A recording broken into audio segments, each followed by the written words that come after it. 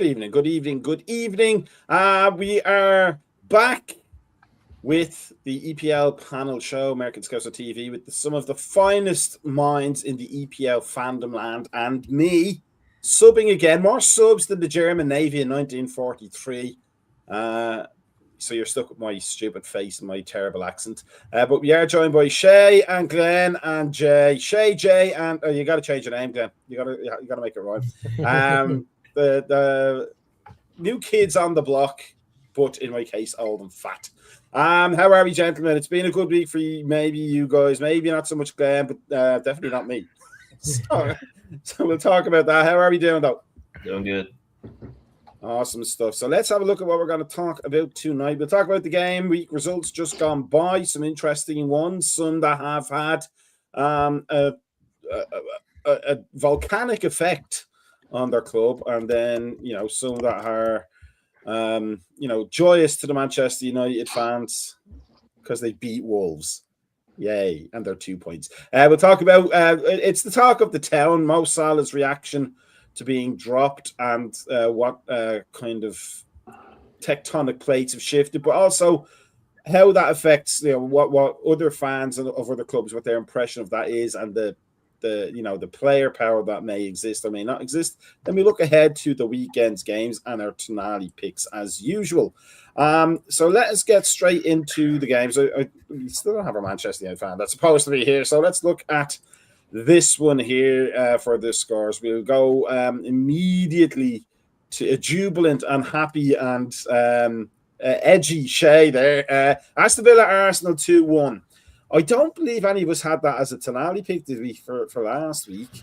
But if there's any game where Arsenal lose, it's always losing to Unai Emery and Aston Villa in this case. He was delighted with it, I'm sure. He had probably a little bit of a cake party to himself afterwards. But Shay, tell us about that game. Thrilling stuff at the end, but what was your overall impression of it? Yeah, watching the match, I wasn't expecting to get to it. Obviously, I don't think anybody was at the very end. I'd have been fine with the draw just because you're going to get the top team and the way the Villa have been playing. We've been in good form, but like we talked about before we started the podcast, goals have been very hard to come by. To see Matty Cash score that one, he's been on fire this year. I think most Villa fans have had our issues with him of just, being complacent and being the starting right back for the last almost 5 years now. But he's stepped it up. He scored a bunch of goals. And then, they got the equalizer from Trossard. I was like, here we go. We're just going to sit back and probably just try to retain it. But I was telling some of my friends, earlier this week, the fact that Emery put on attacking players and subs just showed that he wanted to take those points. And made to your point, he always wants to win against Arsenal. I think he's still very, very upset about getting fired from there, which, we love the pettiness because, once again, we could be the cause of their demise of not winning the championship again. But then watching that goal at the very end, 94th minute, was honestly, it was shocking just to see. It was terrible defending and just like ping pong, almost like the U8 kids out there just trying to all kick after the ball. So I was very happy, and now we're sitting in third place. So who would have thought? Scoring 0 goals in the first 5 matches to being in third. What a turnaround. It's always amazing how quickly, at least up till maybe the last third of the season, how things can change for teams. Says I with fingers crossed and toes crossed for the next few weeks for Liverpool. But what does this tell us about Arsenal? Way back in last season when the heather was dewy, the sun was shining, and Liverpool were romping to a title. It seemed almost like a foregone conclusion for the most part because other teams were having a bad season, maybe by their standards. It was a kind of procession after a while, and it looked perhaps like Arsenal may go and do something similar, but there's always cracks in this Arsenal team, isn't there? There's always something that gives it a measure of doubt, maybe some sort of nonsense or insanity that Arteta comes out with, or an over-reliance on set pieces for a while, which you can't win a league title doing that. Otherwise, Wimbledon would have had 5 English championships back in the 80s. But it's for the rest of the league, for City, for maybe for Villa, and maybe for Chelsea, if they could get their act together. It's a glimmer of hope, really, isn't it? It's not a foregone conclusion. No, and I mean, obviously, like last year, like you said, Liverpool kind of ran away with it, and just other teams weren't getting the points that they needed. But I think this season has been a little bit more balanced in the sense because, like you said, Arsenal hasn't really ran away with it yet. And then they were winning the games that they needed to. But it came to what was the year when y'all were neck and neck with City? It's just those couple draws where you have to win those matches. I think that was every year. I think I was like every year, but it's those couple of draws that they got that they probably should have won those matches. Like against Sunderland, 2-2, by dropping those 3 points was massive because it will come back and bite them. And then getting that draw against Chelsea, how you just said, if Chelsea decides to turn it into here, but like the next couple of games, they're right back in it. So I think it always gets them in the end because they just can't find that lack of killership, I guess, or whatever you want to call it, that whatever term for it, or clinical, they're just not there. So I love to see it because, like I said, maybe Chelsea and Villa can push these top two, and maybe we'll finish 1 and 2. I think it'd be an interesting one for sure. Glenn and Jay, in terms of Arsenal, from different perspectives of the table, but they're in the media, at least, there seemed to be an impression of Arsenal that they were almost like the Leeds team of the 70s, like they were ironclad. You had to really be good to break them down.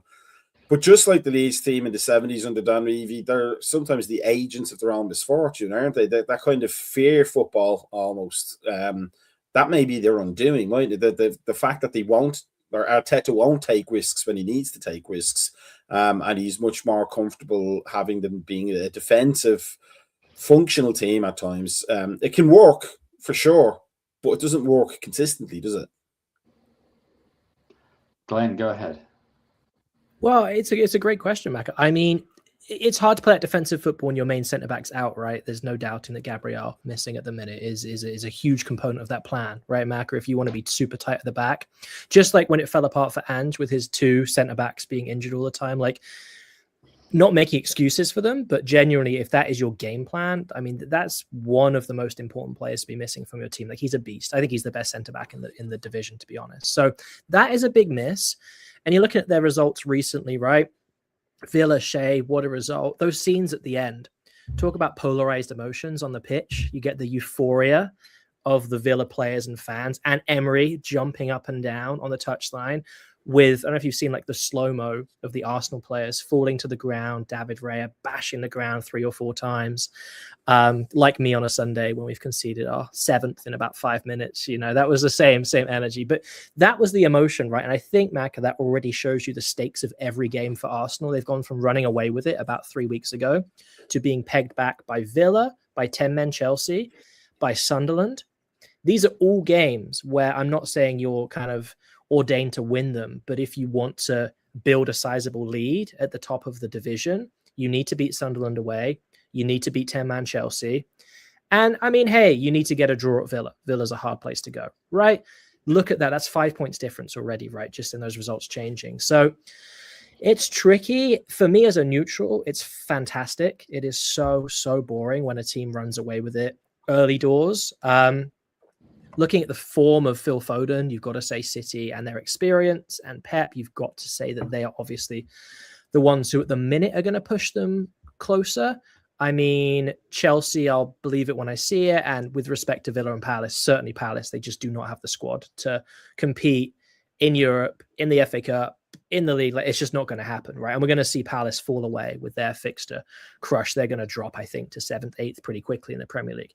But yeah, from an Arsenal perspective, Macca, it's, this is the defining season for them, for the Arteta project, as we discussed. And they have this reputation of choking. They have this reputation, as you said, Macca, of being negative, like away at Man City, in moments where if they were more positive, they would potentially have actually won the league that season, right? There's these moments. So what I'm curious about in the next 3 or 4 games is how many times are Arsenal going to take the initiative and be more aggressive? And the game I'm really looking at, I'm excited about, is Shea when you guys go back to the Emirates in a couple of weeks. That's going to be a really good game. Like, Watkins has already broken their hearts in recent times at the Emirates. Like, that's going to be one of those games. Yeah, it's before Christmas, but that's like around Christmas. But that's one of those crunch games. Like, if they come away from Villa at home with a 3-0 win, okay, title credentials are there. If you guys nick another win and maybe City leapfrog them, it's been straightforward for them, as we've discussed on the show, because like the rivals have not been there. And like, again, with respect to Villa and Palace, with their money and their squads, they probably shouldn't be third and fourth right now, right?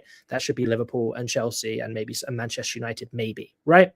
Villa, maybe, because they're a quality team. But I'm really curious to see, we've seen Arsenal winning and winning ugly, and they just haven't been pushed so far. And that's why they had this lead. And I'm really excited to watch teams put them under pressure. They're going to be fighting in the Champions League. They're going to rotate players against Bruges tomorrow. In the FA Cup, they're going to be fighting in the Premier League. Let's see how their squad holds up, because they've lost Gabriel and there's been a real difference defensively since he's been out of the team, right? What if they lose? Well, I mean, they've lost Gyökeres for a few games, but that kind of is what it is. But what happens if they lose Saka for a month?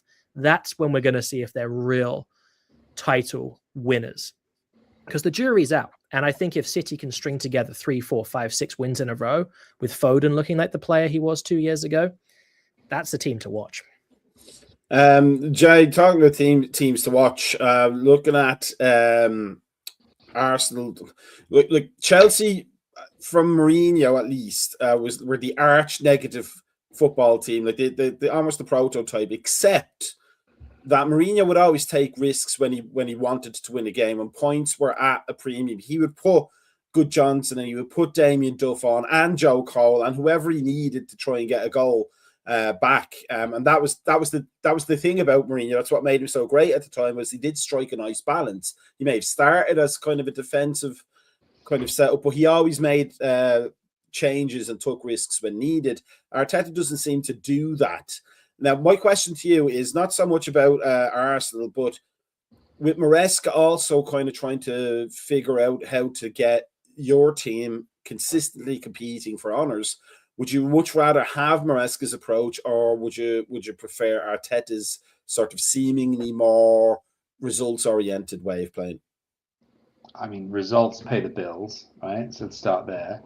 They don't. I tried that. The mortgage company said they were repossessing the house. It doesn't work. I think we are in we're in different stages in our projects. I think Maresca was kind of dining out off that 3-0 against Barcelona, and I probably picked up the tab on one or two of those, drawing with our 10-man drawing against Arsenal. We've been terrible since then. I think we would love to play defensive, solid, pragmatic football, allowing our flair players to kind of pick up points and do what they do best. It's difficult to build on a foundation when you've got Tosin and Badiashile as your two centre-backs whenever they play together. I think we've been a shambles and lacking ideas going forward as well. So bad for offensively and defensively over the past 2 weeks since those results. But I think fans are inclined to kind of go with whatever approach works. It worked with Mourinho. He knew what he was doing. He had a lot of investment from Abramovich. We invested very well at a time when we were the only ones who were doing it. So it was a brand new world. And God, that team was good for 2 years, really. And so he had resources, but he was also bold. Yeah, he'd make 3 subs at halftime occasionally to completely change the script, flip the narrative. Can't see Arteta doing that. But I guess a question to you guys: what would kind of being more aggressive look like from Arteta? Because I don't think he knows his best 11, especially without the 2 centre backs in the side. Well, I mean, like, when I look at Arteta and just let's say compare him to Jurgen Klopp, winning the League Cup against Chelsea a couple of years ago with a bunch of kids, literally through these academy that are no longer at the club, into a cup final. I mean, that's the kind of madness that you need, I think, sometimes, and it's not the kind of madness you would ever see Arteta doing tactically. That's like where I see Arteta falling down. Is that he would just never take that kind of like I don't give a crap.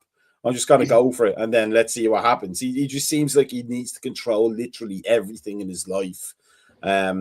Like literally everything in his life, probably down to how he ties his laces and which way the wind blows his hair, which is why he has the Lego hairstyle. But that's what I would say is that he's too micromanaging to allow that little bit of spark that may make him into a very, very good coach. That's what I mean, he comes from the Guardiola school. I mean, so does Maresca, really, but he to a T, it feels like he does. What do you think about his best 11? It feels like with Odegaard coming back, there's a few. I mean, they can rotate, but it feels like he's still exploring what his best 11 looks like. Marino started up front the past couple games. Gyökeres on the bench. Yeah, I mean, I agree with you. I don't think he really knows his best 11, and I was just looking at the previous match to see who he brought on. Because like how Emery did, he put in a little bit of pace right towards the end. I think that made a world of difference. But Arsenal tried to do that. I just don't think they were prepared for that, because I think when the goal happened and you're watching them all in the back, I think there's a little video that's going on Twitter right now, just how Odegaard was kind of sitting there dancing in the box, not really helping. He was just like a body there. And I feel like hit the wrong button. I feel like that's just kind of maybe him telling them like, hey, don't fully defend, get ready for just a counterattack, when he should have probably told them like, just clear the ball, get it out. I don't know why. I guess like Glenn said, I didn't realize Gyökeres was a little hurt, but didn't Marino play as a defender at one point in his career? So like you have somebody that's probably not the best attacker, and you're trying to win a league and you're playing him that. Like they should have probably put Eze or even just play Gabriel Martinelli up top. So I don't really know if he knows what to do, because he has all the attacking talent in the world. Like that team is very, very talented. It's just, I don't know. I think he tries to, how you said, he micromanages too much, or he plays, manager mode on FIFA too many times. He's like, oh, yeah, no, this works in the video game, but it doesn't work in real life. They are being crowned at the moment as well with how poor everyone else is around them. Like Liverpool, Chelsea, City seem to be getting their act together a little bit, but they appear to be kind of last man standing versus like actually beating out kind of other teams that are going head to head versus them. I mean, it seems if there was a bit more competition there at the top, Arsenal may not be the front runners. If Liverpool had built on what happened last year instead of falling apart completely, it's a different top three. And if as I said, if Maresca stopped dining out on that 3-0 against Barcelona, it might be like prop back to a traditional. Well, Glenn did say that it gets boring when there's a front runner. It is quite interesting when that front runner is Arsenal and how they are known for bottling. And they call Spurs fans bottlers. I mean, to be fair, that is true. They are the standard bearers, but it's good that the ones that fall down or will take it over rather are maybe Arsenal. Let's go back to we'll go to Glenn first, because that was a nice little derby there, a manager derby, let's call it. Spurs against Brentford. Talk us through that game, but also talk me through. I don't know if you noticed it, but I was looking for it.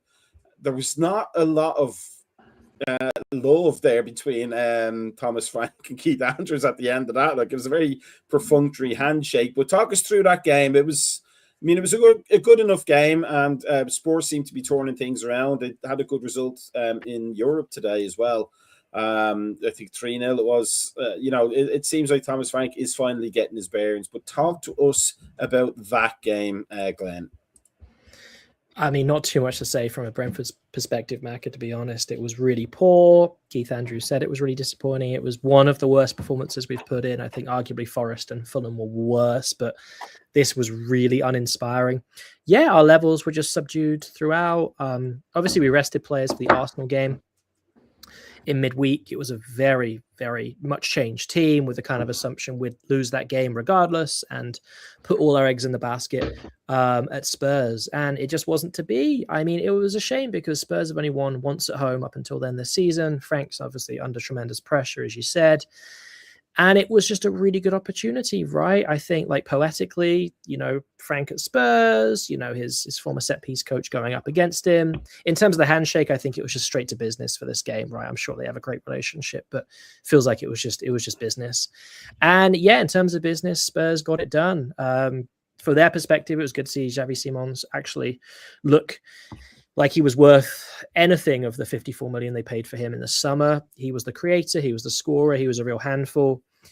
Kudos played well. They've got quality in their squad to some extent, Spurs. It's just about unlocking it. I'm still not convinced it's a good squad, but there's individual quality players within it who can hurt you, which is what they did. And yeah, we basically created nothing. Thiago, I think we had one shot on target in 90 minutes. Thiago missed what was a pretty decent chance towards the end, but yeah, 2-0 was a very fair result because we offered nothing. Spurs weren't outstanding. We just made it really, really easy for them, which, to be honest, Maka, was the most frustrating thing. I kind of hyped this up last week as a bit of a grudge match, a bit of a high tension. It's still a London game, right? London derby in there. But yeah, we had a pretty miserable week in North London, unfortunately. 0 points. What was frustrating is we battled way harder at the Emirates, right? Our B team, essentially B team plus, made Arsenal work a hell of a lot harder than our first team made Spurs work for their 3 points. It was poor. It's disappointing. It's a game, to be honest, Maka, about 45 minutes in. As a fan, sometimes you feel this. You just know it's going to be a game to forget, and you basically want to put it behind you as soon as the final whistle goes. For me, there's not even that much point as a Brentford fan with too much of a post-mortem. It's basically we didn't show up. Our energy was low. We made it easy for Spurs, who had enough quality to comfortably beat us. And that's that. I mean, if you look at how much the squad's, how much they've invested and stuff, you would expect Spurs to beat us at home, but that doesn't really match the story of the season, which is Spurs are terrible at home. But Maka, we are awful away from home. We're the fourth best team at the GTEC in the league, and we're the fourth worst away team. And only Wolves have got less points away from home than us. So there's a real issue. We talked about this last season. The GTEC was a fortress, then it wasn't, then it was again. And yeah, this kind of Jekyll and Hyde home and away form gets a bit tiring as a fan because honestly, whether you're at the stadium, you're watching on TV, you just want to know that the same Brentford is going to rock up for 90 minutes, whether at the GTEC or whether we're elsewhere, especially in a bit of a London derby. And it is like really frustrating when we make like quite a deep sustained habit of just being unable to play quality football. Like we generate very little XG in our last 3, 4, 5 away games. Like we're just not doing it. And honestly, that's the kind of puzzle that Andrews is being paid to solve. And it's incumbent upon him and his support team to fix this. Because the fans, especially fans who are paying good money, traveling way further than just Spurs every other weekend, like we need to see more consistency. And that's like my biggest critique of Brentford this season. We've overachieved with the players we've lost, but we flattered to deceive quite often. And I just do not know, Maka, whether we're a team that can just brush aside other teams who maybe aren't as good as us, or even beat teams that are in theory better than us. Like we got some great results at the GTEC this season, or if we're just like an average, below average Premier League team who, if we're not careful, can just be dragged ever so slightly towards a relegation battle, right? The mid-table is so congested. You win 2 games, it's Europe. You lose 2 games, you're looking at, oh gosh, how many points are Leeds getting right now? So the Leeds game, which we'll come on to talk about later, I mean, wow, that should be a bit of a crunch game for both sides, I think. Let me ask you this. It's a world of difference between being a coach and then being the manager or like the head coach guy, if you want to be the one who gets all the line into the line of sight of all the criticism. Do you think this is part of a learning curve for Keith Andrews? Because when you're a coach and it doesn't work out, you can go back to the training ground and somebody else is going to take the flak. But now, as you say, Keith Andrews has to take the flak. He has to be the man that figures out. And this is my big criticism as a Liverpool about Arne Slot. I'm not on the Arne Slot out bandwagon. I could see why he would get fired eventually with the results the way they were going. But from my point of view, the coach's job is to solve problems. That's what their job is. They're the manager, whatever you want to call it, the first team boss, the gaffer, as they used to say. But it's their job. That's what they're paid to do. That's why they get the big bucks to take all the flack and take all the heat. But they get into those positions because they've shown something that says, okay, we're in a bit of a bother here. I'm going to figure out how to get out of it. That's why I'm paid this money, and that's why I have this position. Do you think this is like a kind of a lesson for Keith Andrews, that he can't hide behind the performance when he's the manager? When he's the coach, he can. When set pieces don't work, let's get back to the training ground. We'll work a few little tweaks in there. You don't get that luxury as a manager, do you? You've got to get the results first, and then everything else is a conversation after. And do you think maybe this is a bit of a learning curve for him on that sense? Yeah, definitely. And I mean, what's frustrating, probably from his perspective, is our boomeranging this season, right, Maka? Like, it's not great for him building a relationship with the fans. I don't know anything about his sex life, Glenn. Sorry.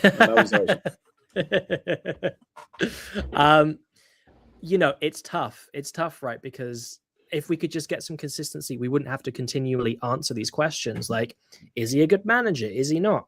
From our highlights this season, like he is a strong. He has the traits to be a strong manager.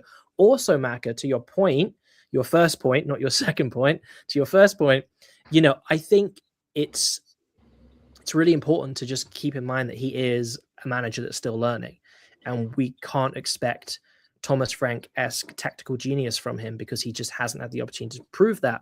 What I would like to see from him, which is in his hands, is a bit more proactive with formation changes, with switching things around. I mean, he made a halftime change, which was like for like, because I was on the yellow card, Rico Henry on. But the front three, which was pretty nothingy at Spurs, that stayed unchanged till the 88th minute. He took off Damsgaard, who wasn't having a great game, but he is our biggest creator, in the 61st minute. But we just never really had formation changes. It was like for like. Our 5 substitutions were like for like, and we kept our 4-2-3-1. What I would like to see from a manager, if you're 2-0 down, if the game's drifting, if you're creating no quality at all, let's switch things up. Can we do a 4-4-2? Can we get Atara going down the middle alongside Thiago, right? What can we do to change things, right? And with Dango, who looks bright, with him going to AFCON, I'll tell you what, Maka, we're going to need to see a hell of a lot more from Schade. We're going to have to see more from other players like Keane Lewis-Potter, from Reece Nelson, who's on loan from Arsenal. The squad is going to have to help Andrews find the answers, right? Yes, the buck stops with him. But I would love to see a bit more from the squad players to step up and help us change games. And simultaneously, they need to be given an opportunity. There's no point bringing Keane Lewis-Potter on at 88 minutes in because the game's done and dead and we might as well go home. Let's bring Keane Lewis-Potter on and change formation 65 minutes in. That's what I'm looking for. I'm still very open-minded with Andrews. I think there's a really good manager in there, and we just cannot judge him the way we judge Emery or the way we judge Maresca, because that's ridiculous, or Slot for that matter. But at the same time, I do think he could be talking about Arteta and bravery. I'd like to see a little more bravery from Andrews, a little bit more flexibility, because it's when you lose the fans is when you're stale, stagnant, and predictable, right? That's when you lose the fans. And I don't want him to do that because I think there's a very solid manager in there. Now, before I go to Jay's game, I just want to bring Shay in there because he's nice and very patient, but also because I think this will, if he gets to get bragging rights over Arsenal, he also gets to get bragging rights over Wolves. Let me see there. So Wolves and Man United, and we're gonna get Io in now in a second as well. But let's bring Io in there. There's Io there. We're going to talk about Man United, but first one I want to talk about from Shay. Wolves, how delighted does it make you to see them doing so poorly in the league? Oh, I mean, it's beautiful to see. I mean, they're almost on pace. Who was it? Was it Derby County a couple years ago that had one of the worst? Yeah, 11 points, I think, at the end. 11. I honestly don't know if Wolves will get more than that. It's bad because they have a lot of talent on the team. So I don't know what's gone wrong and what has happened, but love to see it. You know, it was a good win for United. I mean, obviously it's against Wolves, but, you know, everybody needs the spark. So hopefully we all get points from Wolves and just kind of let them go down. 2 points would be, I mean, I don't think that'll ever happen again. So we may get to see history at this point. But we'll see what happens with that. Now, Io, good to see it again. Been a fair old while. Now, talk us through the United game against Wolves, but also in terms of the turning of corners for Man United, because Amorim looks like he's pulling some sort of consistency out with that team. There still seems like there's issues there personnel-wise in terms of the quality and what he wants to do with his system. But he's not the overwhelming embarrassment he was last year right now, is he? That's Amarin telling him what answer he can give. Oh. Okay, sorry. No, my dad is around, so he was asking the question. Maka, how you doing, my friend? I would be doing a lot better now if we weren't in Man United's position of last year. How you doing, my friend? I just came just because of you, Maka. Just because of me, it's the handsomeness. For Liverpool. Okay, let's talk about United. I don't think we've turned the corner. Let's be very honest about that. I don't think so. I think we are average this season, which is, I guess, better than last season, which was a car crash, right? I think also we're benefiting from like one game a week. Also, I think we're hugely benefiting from that. The only tactical things I've seen that's changed so far, to be honest, is just he went to like long ball tactics to stop trying to play through the midfield a lot, and that has kind of helped a little bit from the issues we're having building out of the back. That's one thing. I think also we've just had a good run of fixtures. We've had a good run of fixtures, but I say that we dropped points to West Ham, we lost to Everton at home, and we beat Wolves. Everybody beats Wolves, right? So I don't think we've turned the corner. I just think we're more stable than we were last season. That's the simple answer I have. Yeah, I don't think we've turned the corner. So in terms of that result, then is it something where you enjoy the win, but you're not going to read too much into it right now? Correct, because Wolves are like, wow, historically bad, right? So the next 3 games, though, is where we'll see what we're made about, because we play the teams that we have struggled under Amorim, like Bournemouth. I think we play Bournemouth, we play Villa, and we play Newcastle.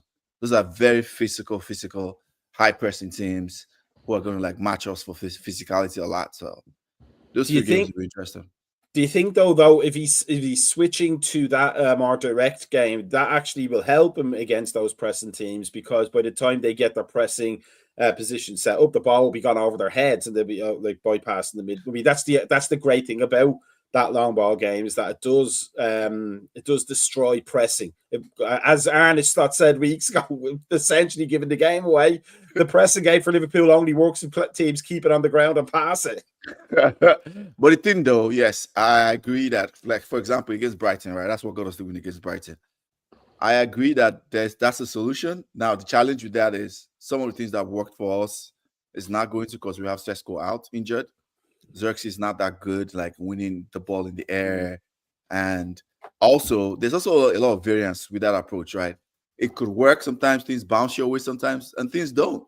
Because essentially what you're banking on is everybody winning their duels. So one person loses their duels, it's a straight one down the middle. So you can do it sometimes, but we need to control the ball better. And I see us struggling a lot against teams like Bournemouth and Newcastle, especially. Villa, we have this weird thing over Villa where, like, we'll be terrible, always find a way to beat them. So I won't be surprised if we beat Villa. But Newcastle and Bournemouth, yeah, I'm very worried about those 2 games, for sure. That's been going on since the 90s. I remember way back when Ron Atkinson was the Villa manager, that was always a thing. But speaking of Bournemouth, that gets us on to Jay. Tell us about that Bournemouth game, Jay. Now, Iraola is a coach that had Arne Slot being on the chopping block this week, and following that Leeds result, and if the Mo Salah thing hadn't happened, would be a manager I would heartily desire. But Neil Alchaz, this is the consistency we're talking about. They're not having a great season right now compared to how they did last season, Bournemouth. And that's what you want Chelsea to take advantage of, isn't it? Those situations and those teams, those are like not free hits. There's no free hits, but those are the games where you get a leg up when you're not expected to. What do you think of that game? Yeah, I mean, we weren't great that game. We needed a rebound, to be honest. We just lost to Leeds, and you could see by our lineup that was without Moses Caicedo.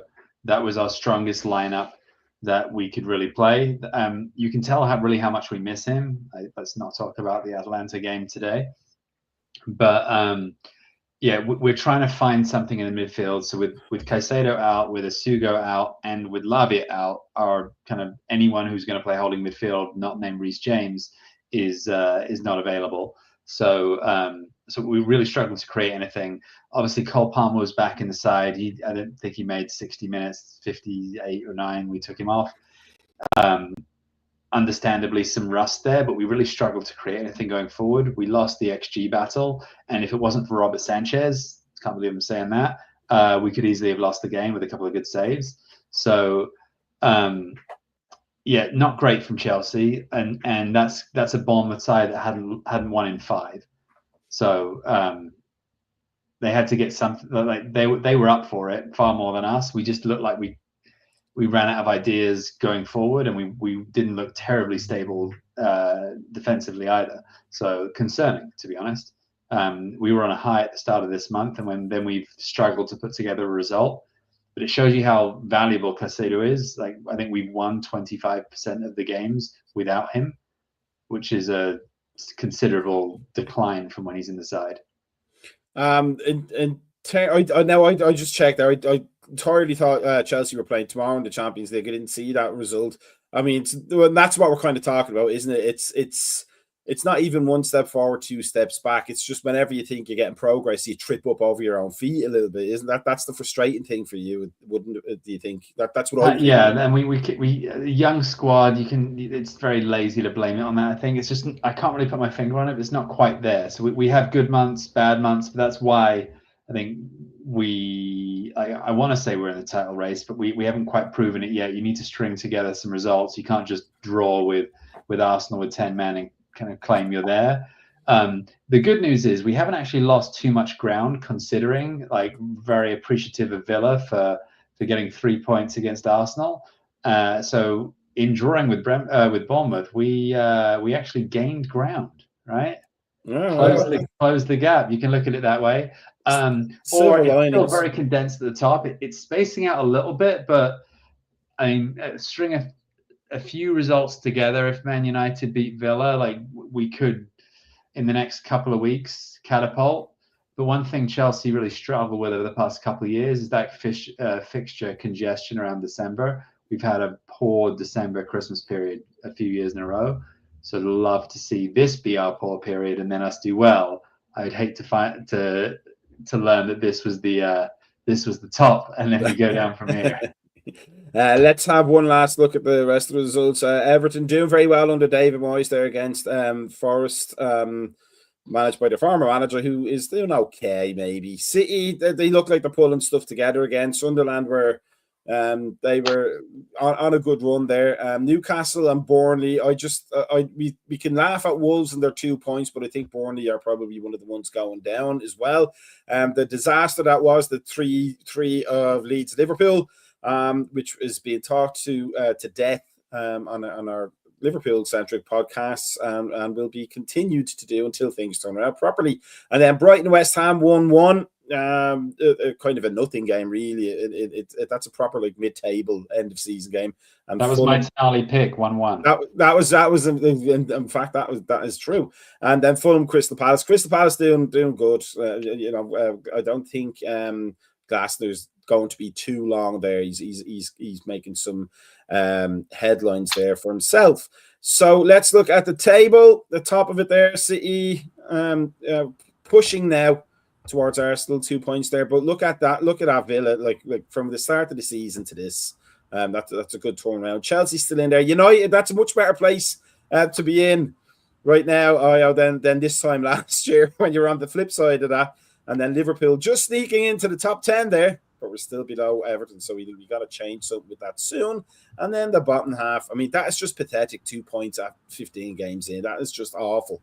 Maybe an abject lesson for the Wolves ownership to, properly back their managers. Brentford comfortable enough, but as Glenn said, a couple of results and you're pulled right back into that relegation battle. And then Newcastle still having whatever hangover they've been having for the last while. So let us talk about this, the main topic of everything in football since Monday at least. Mo Salah. Now, we're obviously dissecting this entire thing to the nth degree as Liverpool fans. But gentlemen, Shay, we start with you. What is the perception of this whole situation from a non-Liverpool perspective? Well, like I said before, you and I were talking when we started the podcast. It sucks that he's doing it, but you can understand the frustration between the players. It's not going as well as they hoped, especially after winning the title. But it comes a time where you're going to have those growing pains. Like the team last year was all Jurgen Klopp's players, and they were still under his system. Slot just kind of, I think, let them play how they were already used to it. And then, here comes the second season. He brings in a bunch of new players, and they're trying to adapt to this new style that he's probably trying to impose just so he can put his mark on the team. But, the players speaking out, it's a hit or miss because sometimes, the players, they all, at the end of the day, are prima donnas, truly. They're all getting paid a lot of money to play a game that we play in the backyard, truly, and which we'd all love to do. I can see his frustration because, he is the true star player of the team. He's probably the oldest, most experienced player left because, there's no more Henderson. There's not a Trent that's been there. Van Dijk's, that player, but he's never been a very outspoken kind of flair player. He's the defender, just kind of your club captain that way. So I think he's just frustrated because he did get dropped for these matches and they weren't winning. So he probably thinks in his mind, I can still do what I need to do. And then Slot's either just trying to find new ways and, causing the turmoil. It's kind of, similar, a little bit of sports. The Eagles right now, like with their wide receivers having issues because they're not getting the football. Like I can see how Salah's being the same way. You're not playing me. I'm not able to help.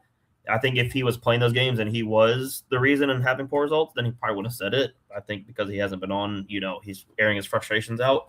But to come out for the manager like that and then the club backing the manager, like I said, or you and I were talking, maybe this is the time to finally let him go. He's 33. If you can still get 30, 40 million pounds for him, like how you're saying, invest it in to a new player or do something with it, I think this is the time to do it, especially when the Saudis already came out and said that they're willing to go all in for him. I'd hate to see it just because he has been one of the marquee players for the league and is always fun to watch. But the game has changed in the sense of, 33, he's played there's a lot of miles on his legs. He's done enough. I still think he is still elite and would be able to do it.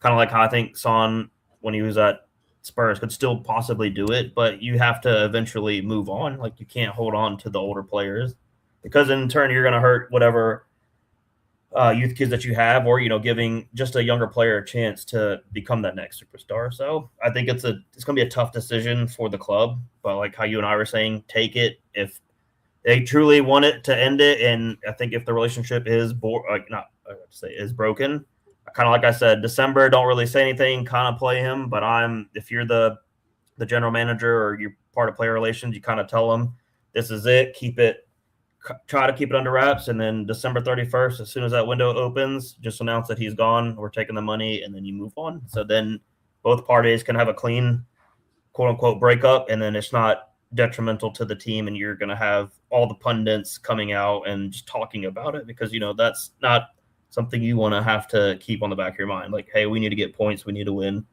Like today, they won the match. I think that was a big boost in confidence for the team. He didn't play. I don't know if he traveled with them, if he stayed, but No, he trained all by himself. He told everybody at Instagram. Yeah, so there you go. So like he's basically gonna, I think at this point it may be where he doesn't play another match. Kind of like, I don't know if that happened with United and Cristiano at the very end of his tenure there when they brought him back. Kind of same thing. Like they're still the best players, but they're older. You have to realize, hey, once you get old, you're gonna. I hate to say that because Salah's my age. I'm not acting like he's older than me. We're the same age. But 33 in sports is an old man at that point because you have played thousands of games and you have done a lot to where you need to bring in somebody younger, and you got to take advantage of whatever kind of cash you can get. It's definitely old age if your game is built on pace and acceleration. Oh, for sure, yeah. It does make a difference. So, Io, here's my question to you, because you've had this sort of player reaction thing for a good few years now at Man United. Don't do that. Don't make it about us. Don't do that. I'm always going to make it about you. I'm always going to Liverpool. Don't do that. But nevertheless, from your perspective, as much as as much as we kind of have that back and forth between Man United and Liverpool fans, Looking at that situation, do you think that Arne Slot has done the right thing in dropping him completely from the squad for Europe for this game that played today against Inter Milan, in terms of maintaining his own authority as the coach? Because Ten Hag kind of felt like he had no authority. He always was like a substitute teacher for like a high school class that like everybody was throwing papers at him and stuff like that as soon as he walked in the door. At some point, it looked like he had no grip on that team whatsoever. Do you think it's important that Arne Slot takes this situation and takes control of it as soon as possible? Otherwise, the writing will be on the wall for him eventually. Yeah, absolutely. He has to. The situation has become untenable at this point, right? It's an untenable situation. Like when the player speaks out to that level, to that, not only the manager, but also, I guess, also implying the board, it's untenable. He has to do that. I think the situation now, there's no way I see Salah coming back into the squad. There's no way. I don't see it. I think this is like an end of a relationship. Clearly, it is. What's very interesting to me, though, I'm surprised that Salah has this reaction. And I say this because it was very clear that Liverpool wanted to move on from Salah last season. It was very, very clear. They wanted to. Their hands were forced because Trent left. Van Dijk's contract was expiring. And of course, he was the best player in the league. So there was no way the fans were going to watch Liverpool let Trent and Salah go. There's no way. Both on the free, right? They would have both left on the free, kind of. And the fans would have gone crazy. So these 2 years they gave him, because it's just 2 years, a 2-year contract. People forget that. It's just, okay, let's just compensate you because we know this can happen. Now, did they expect it to be this so sudden? No. So the call Slot is making clearly is we want to move on from Salah, right? And this is the perfect opportunity. Now that we're even bad, I'm going to prioritize the future over Salah. And when you think about it, right, because I've had different people say different things. You should manage it better. Like, there's no winning situation here for anybody. Because I do think if Slot sits Salah down, like, hey, this season, we are going to get rotational minutes coming for 30 minutes. Like, he wouldn't have taken that conversation well. He would not, because the superstar, right? This is their makeup. Like, nobody, even the most quiet superstar, who can we think of? Kane.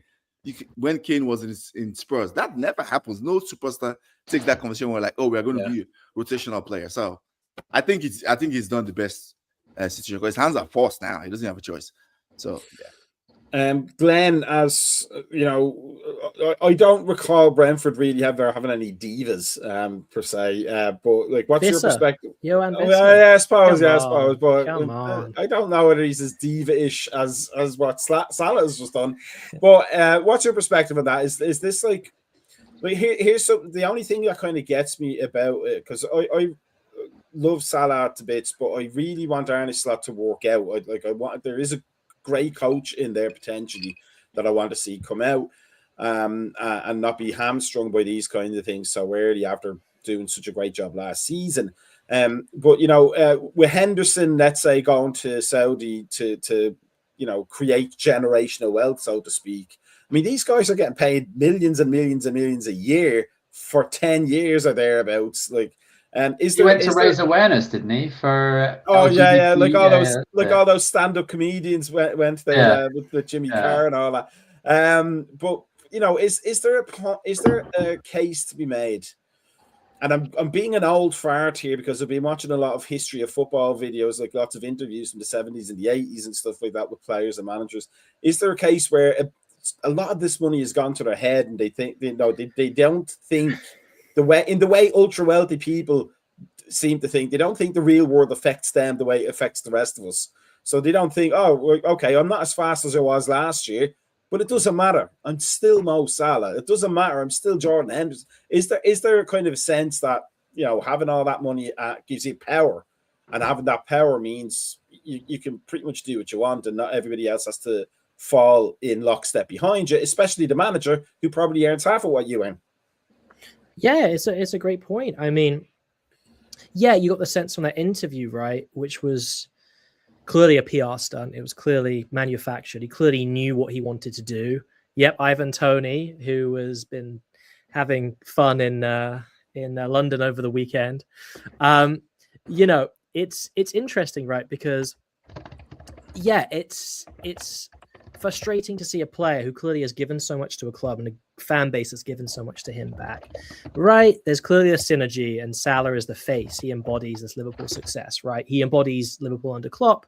He embodied, Liverpool under Slot until this season. And yeah, I mean, it's a real shame because it feels so frustrating because it feels like a bit like Isak or Vissa or whoever else who goes out and burns the bridges.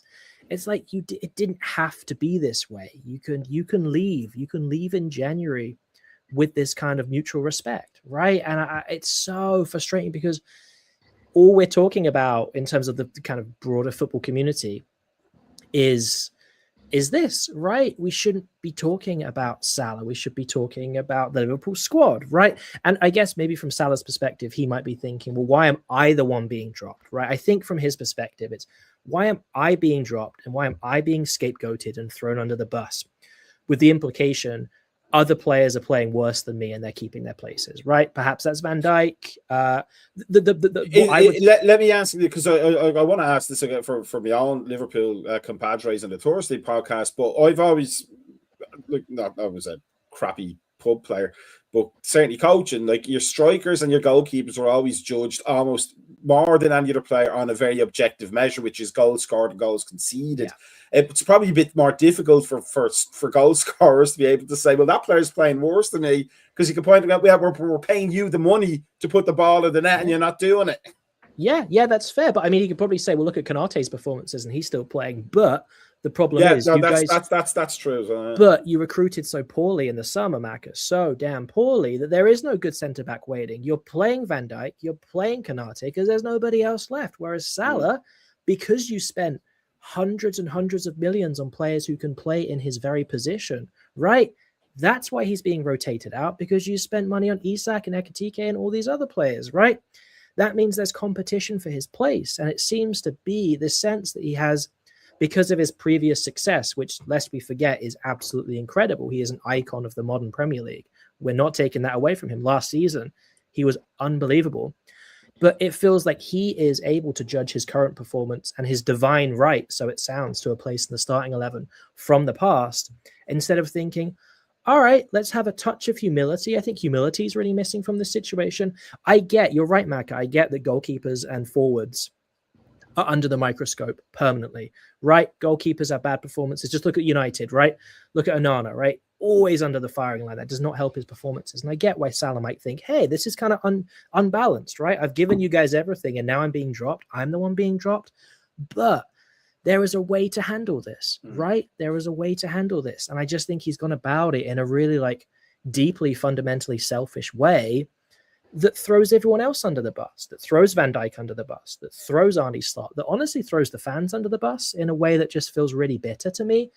It's just so needless. And, this was, again, it's premeditated, right? He stormed out. He's been to that particular media area a handful of times in his years at Liverpool. I loved all the jokes about the Norwegian journalist getting this exclusive, right? He spoke to the first person he made eye contact with. I find that very, very funny. He just wanted to launch into this.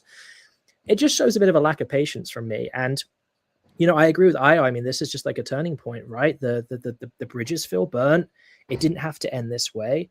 But unfortunately, here we are. And this is a problem, honestly, of Salah's making. Like, his performances have been poor this season, and he was probably due a benching, and that's fine. I get from him 3 in a row feels like an insult, but there's ways you handle this internally, which honestly have a lot more class, that have a lot more sophistication. And his kind of brute force approach to this, which is just me. I mean, you're not doing your teammates a service. You're not doing anyone associated with Liverpool Football Club a service, because we should just be talking about your performances. We should be talking about the Champions League and your game next weekend. But instead, it's Salah this, Salah that. So credit to Slot. He's got to put his foot down. Out of the squad today, he can't feature anywhere near the Brighton game. Get him off to AFCON. But what a terrible way to leave. If his final games were just on the bench, that is just so poor for his legacy, and it just feels like that was kind of needless and of his own making. Jay, let me know your thoughts about it. And in one sense, even though it's a different situation, but in one sense, Maresca has done a really good job managing 507 players for the first team squad there, with no kind of ranker coming out of the club at all that we know of. But what is your opinion of the whole situation? I was trying to think back actually with like we have had so many players. Just the odds are you're going to get a few divas. We've had some. I think at Chelsea the most similar was either like John Terry, Diego Costa had a falling out with Conte. I was going to say Diego Costa. Yeah, I was thinking of that. He had a falling out with anyone who looked at him wrong, right? Yeah. I think the most actually very similar was like Roy Keane back in like early 2000s. I think United actually tore up his contract and then he joined I think because he did that thing on Man United TV, isn't he? You slammed everybody. He went after a couple of the young, I think everyone Fletcher and a couple of it's easier to list the name of players he didn't. What are you doing? The babies. There's just babies.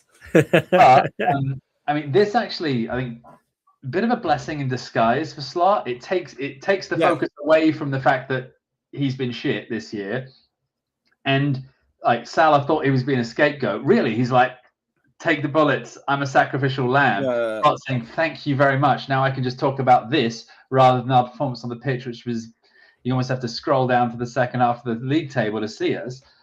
So it's really a lifeline to Slot. He should be fucking sending him gifts this Christmas, but also. Like Liverpool, you've made his life easier because this whole window was designed to build a team for after Salah. All he's done is accelerate his exit from the team. So now Slot can really focus on playing the players that he bought to replace Salah and building that team cohesion without him. But it also gives them opportunity to win back the dressing room, who may have been turning after the results he had. If he stamps out Salah, he wins the dressing room back, build solidity and can start building towards the back half of the season. It feels like perfect timing for a manager when you're looking for a lifeline. Enter Mo Salah. I mean that is probably one of the main sentiments from certainly from the American Scouser TV Discord channels for Liverpool fans. But he's probably saved Arne Slot's job by doing that. If he hadn't have done that and the result went badly against the Inter Milan, who knows where Slot will be probably packing his bags. Right now as we speak, but it has been a lifeline. If Salah had bit his tongue and you'd continued losing and Salah had been there all polite, it could have potentially been 180, but like Glenn said, just no discipline and had to speak to the reporter, and then started now is kind of the evil, and it would be a real shame for this, I think, for like his last game to have been him to already have played his last game. No. He's done so much for the Premier League for Liverpool. I mean, I think looking back, no one will probably remember this part, just like Roy Keane, like Premier League legend, especially if he turns into a bit of a comedian with Gary Neville and Jamie Carragher on a podcast. But not the way you would have envisioned Salah going out. Salah needs to take tips from the Chelsea players on how to throw a manager under the bus. Yeah.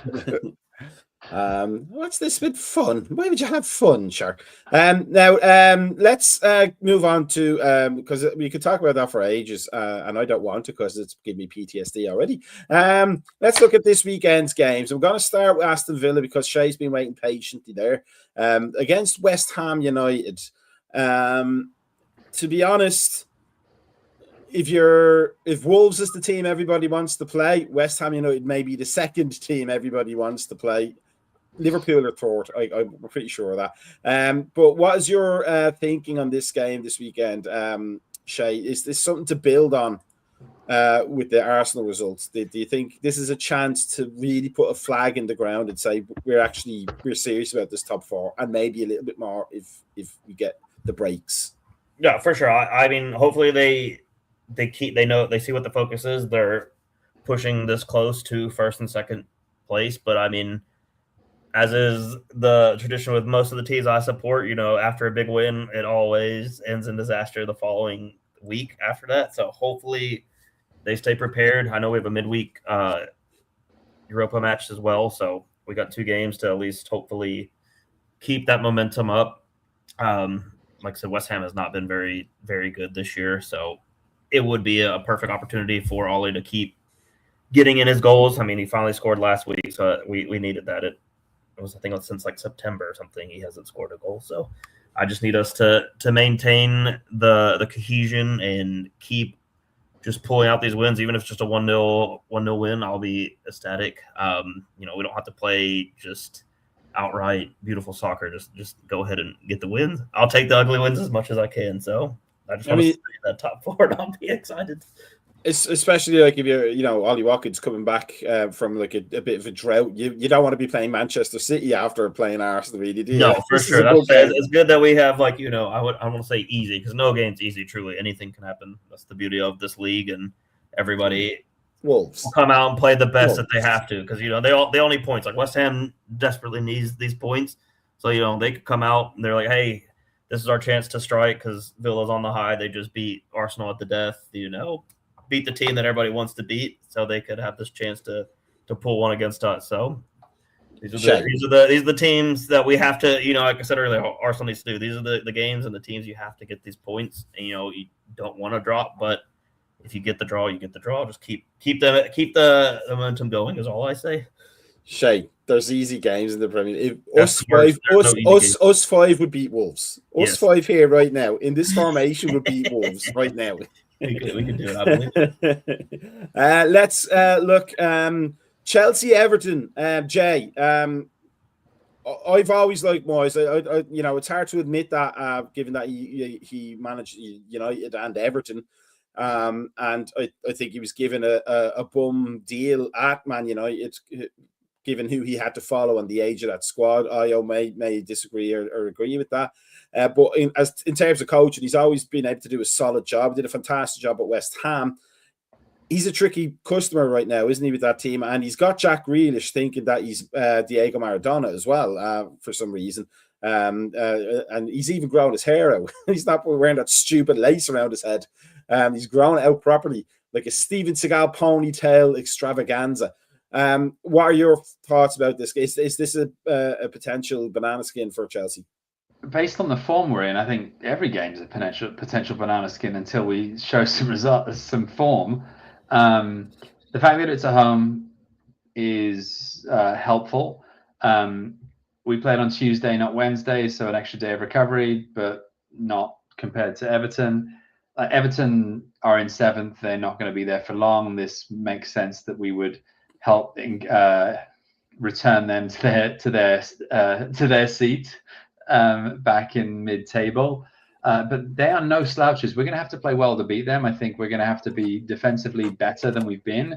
We need Sanchez to continue the form he's been in the past couple of games, and we need Tosin Adebayo to be nowhere near the team, because therein presents opportunity, and we need to start putting away some goals. We got rid of Jackson, who was the problem, why we haven't been scoring, and then the guys that we replaced him with are not scoring. So it seems like it was not a Jackson thing, but more of a just Chelsea creates chances, but can't put them away type thing. Give us 150 million, we'll give you Salah for the rest of the season. Yeah, I mean, I think Saudi might be his destination, right? Or I hear Miami or somewhere, San Diego. Yeah, could be. But you're more welcome to for 150 million. Let's look at Brentford Leeds there, Glenn.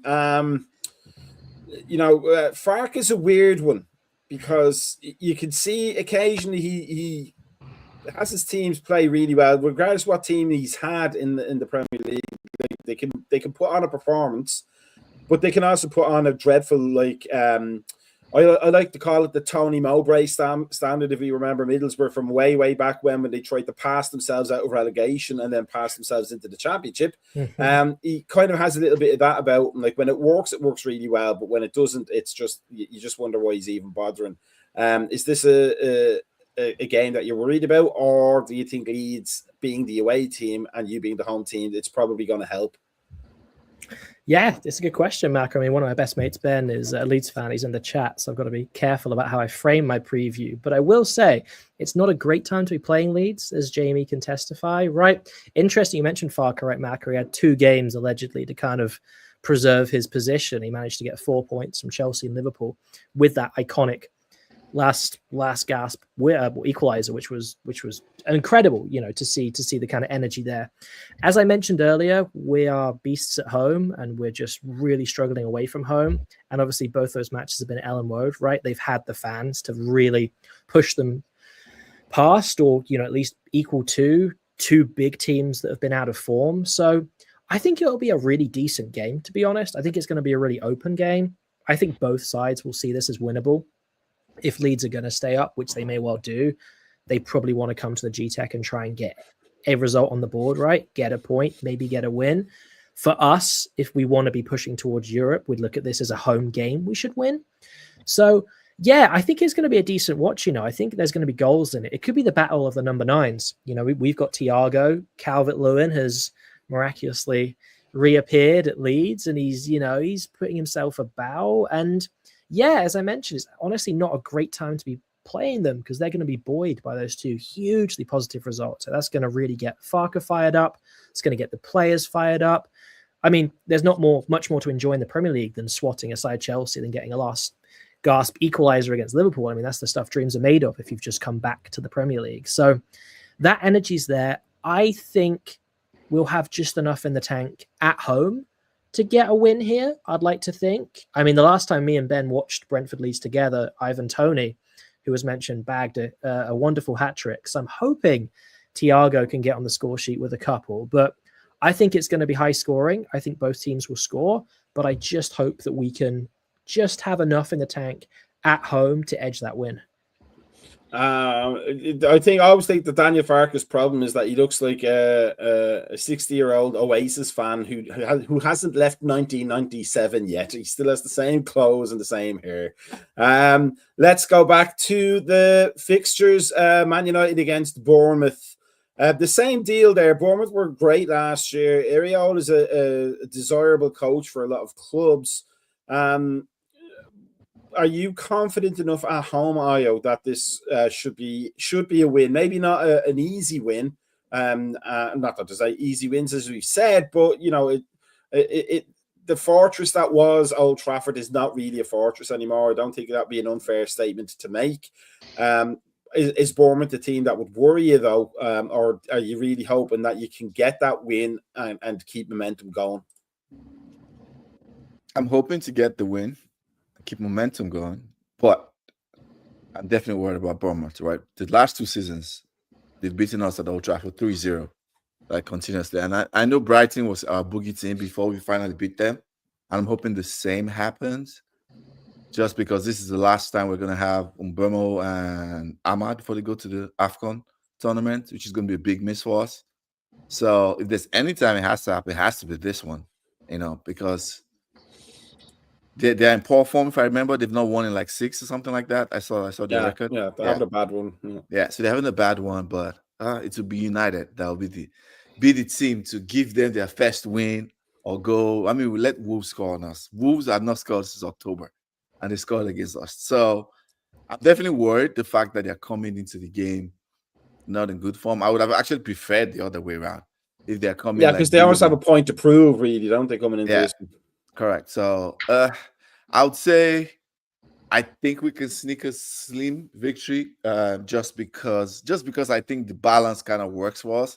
The balance of not having to do lumpy forward a lot, because now I think he's going to play Cunha as false 9 and Mason Mount. So the midfield will be more fluid. So I think that might help us a little bit, and there'll be just more better like pressing from us, because I think Mount always helps with the press anytime he plays for us. So I think we should be able to get a slim victory. I think so, actually. It should be an interesting game. It actually probably will be a good game, I think, for the neutral and the Schadenfreude invested like me. It's time for Tonali picks. Let's go back to we'll start with Shay. So any game in there, and anybody who says Brighton is getting kicked off the channel, I'm only kidding. Is there any game in there, Shay, that you look at it and you go, ooh, that's going to be a tricky one for one of those big teams?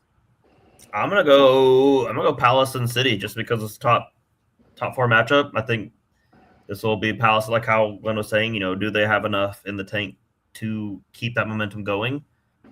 This would be the match to prove that. I could see them pulling out the 2-1. And then just a sneaky one, just because we beat Arsenal. And I know we're dogging on Wolves, but watch Wolves pull out just one of the grossest 1-0 matches of all time. Glenn, any Tonali picks there for you? Do you agree with Shay's, or do you have different ones? No, I like that. I mean, yeah, I'd love to see Wolves get something, but the evidence so far, right, Shay, suggests that would be a surprise. Do they have Rob Edwards now? Is that who's managing? Yes. Is he only just in the door? Or is he? Because I've been able to couple games. Couple games. I think I said before, I don't know why you'd leave Middlesbrough for a kind of dead cert relegation, but that's so he must be the first manager who's ever come into a new club and had a new manager slump. Yeah, they must be doing some money laundering for managers. You know, you get a job and you get a great buyout. I recall an Ange Postecoglou slump. Yeah, yeah, very true. Yeah, I mean, it was a catastrophe at Forest. I mean, looking at these, it's tricky. I don't mind Bournemouth getting something positive at Man United. Semenyo is exactly the kind of player to really hurt you guys and put you under a bit of pressure on the counter, but I think it wouldn't be a crazy upset looking at the table, but I do fancy Burnley. If Burnley are going to stay in the Premier League, right, they have to start picking up points. They have to start picking up wins. I don't think their performances have been abysmal. I just think they've shown a lack of Premier League quality because their squad just doesn't compare to probably 16 of the other teams. But I do think Fulham at home, slightly later kickoff. I just think you've got to get the fans behind you. Fulham shipped in a thrilling game, to their credit, but shipped an absolute stack of goals against City. So they're clearly vulnerable at the back. Yes, they have quality. I mean, my Tonali suggestion for a bet would be a Harry Wilson goal, but a Burnley win, a 2-1 Burnley win with Harry Wilson getting a goal for Fulham because he looks in form. But I just think if you're a Burnley fan, Parker, the management, you have to start winning games or you're going to end up a bit like Wolves. And Fulham, a lowly Fulham, who are kind of really misfiring, despite having some quality in their squad, they're misfiring. I think Burnley have got to pick up a win sooner rather than later. And I think this is a perfect moment for them to do it. So I fancy Burnley to get a win. Jay, do you have any different options there? Do you agree with the lads? Or in the back of your subconscious mind, are you thinking Everton may be the Tonali pick this week? I think Everton, well, I'll start by saying there's some really good games. I can't take my eyes off Sunderland Newcastle. Yeah, that's going to be a cracker. Fantastic. I think Everton was probably the obvious choice if you'll allow. I think they're 7th, aren't they? We're 5th. That's probably close for Tonali. Equally, Palace, Cities could arguably be a good game, but potentially too close. They have a bit of a hoodoo over City as well, don't they, Palace, for a couple of years since Hodgson was there. I'd like to think they can get something, but in terms of Tonali, I'll go with Everton. But I'd like to think Palace can get something at home against City, frustrate them, and allow Villa to go second. Yeah, and we won't see Shay for another 2 weeks as he drinks his celebrations into oblivion. Io, do you have any different picks there at all? Bournemouth? I do. I have two picks. Go ahead. That. Sorry, Shay. I strongly think West Ham are going to beat Villa. I really do. After Villa playing Europa on Thursday, tired, they go up to West Ham. I see Nuno come with a low block masterclass against Villa. Counter-attack. That's the first one. The second one is the Tyne-Wear derby. The Sunderland Newcastle game. I think Sunderland beats Newcastle. Because again, Newcastle coming off Champions League, tired, they have to go play another emotional game. Yeah, I think Sunderland will get them at the Stadium of Lights. Those are my two picks. I wouldn't even. Is that a Sunday game? Yeah, it is a Sunday game. Yeah, that's gonna be. I think I'll walk it. Damn it. But that's like one of those ones that you wouldn't have thought about a few years ago. That would be an exciting one, but that's going to be an exciting one. That is. Yeah. It's the first one in the last couple of years, right? First one. In the decade. Yeah. So that'd be a fantastic one. So with that said, I think we got everybody's Tonali picks. I don't do them because they're always wrong and they always work out against Liverpool. So I'm not going to do one. I'm not stupid. sometimes. So with that being said, lads, it's been a long time since we had 5 people on the show, 4 guests and my fat face. But it was obviously a great time.